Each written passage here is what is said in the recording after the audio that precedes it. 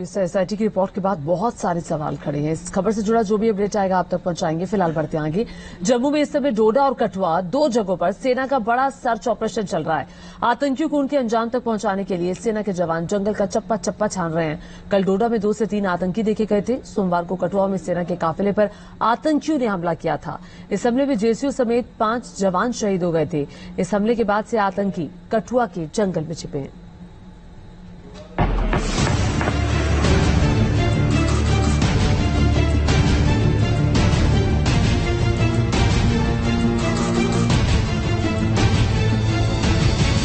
जम्मू कश्मीर के कठुआ में आतंकियों की तलाश में सेना ने जमीन आसमान एक कर दिया है। ये ऑपरेशन ऑल आउट की वो तस्वीरें हैं जिसके तहत सेना ने जंगलों और पहाड़ों में छिपे उन आतंकियों के खात्मे की सौगंध खाई है जिन्होंने सोमवार को घात लगाकर आर्मी व्हीकल पर हमला किया, जिसमें हमारे 5 वीरों की शहादत हो गई।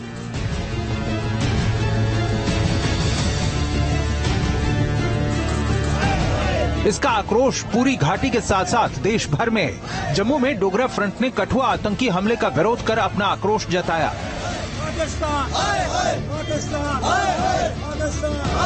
हमारे फौजी अमर रहे, हमारे फौजी अमर रहे। यह आक्रोश उस आतंकी हमले के खिलाफ है जिसमें सोमवार को कठुआ में एक जेसीओ समेत 5 जवान शहीद हो गए। घायल जवानों को कठुआ के बिलावर सामुदायिक स्वास्थ्य केंद्र से देर रात पठानकोट मिलिट्री हॉस्पिटल रेफर किया गया। आपको बताते हैं कठुआ टेरर अटैक में आतंकियों की कायराना हरकत की इनसाइड स्टोरी। आतंकियों ने इसके लिए कठुआ जिला हेडक्वार्टर से 125 किलोमीटर दूर के इलाके को चुना और मछेड़ी किंडली मल्हार रोड पर अटैक किया। सेना के जवान बडनोटा में दोपहर 3:30 बजे पहाड़ी इलाके में पेट्रोलिंग के लिए निकले थे। कच्चे रास्ते पर उनकी रफ्तार धीमी थी। एक तरफ ऊंची पहाड़ी तो दूसरी तरफ खाई थी। पहाड़ी पर घात लगाए बैठे आतंकियों ने पहले आर्मी व्हीकल के ऊपर ग्रेनेड फेंका और इसके बाद स्नाइपर गन से फायरिंग की बौछार कर दी। आतंकियों ने लगातार 12 मिनट तक ताबड़तोड़ फायरिंग की। देखिए, इस समय हम ग्राउंड जीरो पर मौजूद हैं और मेरे पीछे जो आप ये सेना का ट्रक देख रही हैं, इसी पर हमला जो है वो यहाँ पर किया गया है। और ये एक नहीं 2 ट्रक हैं जिन पर एक साथ यहाँ पर आतंकियों ने हमला किया है। और जो खबर मिल रही है उसके मुताबिक ये जो आतंकी थे ये 2 अलग अलग ग्रुप्स में थे जिन्होंने यहाँ पर घात लगाकर हमला किया है। और ये इनका नंबर जो है वो 6 से 7 का यहाँ पर बताया जा रहा है। आप तस्वीरों में देख सकते हैं कि ये जो आप गाड़ी देख रहे हैं, सबसे पहले इसी पर ग्रेनेड से हमला किया गया है। उसके बाद जंगल से वहां पर फायरिंग जो है वो वहां पर सेना के जवानों पर की गई है। सूत्रों के मुताबिक कठुआ हमला 3 से 4 आतंकियों ने अंजाम दिया जो आधुनिक हथियारों से लैस थे। बताया जाता है कि हाल ही में ये सीमा पार से घुसपैठ कर दाखिल हुए थे। इन्हें एक लोकल गाइड से मदद मिलने की बात भी सामने आ रही है। कठुआ हमले की जिम्मेदारी कश्मीर टाइगर्स नाम के एक आतंकी संगठन ने ली है।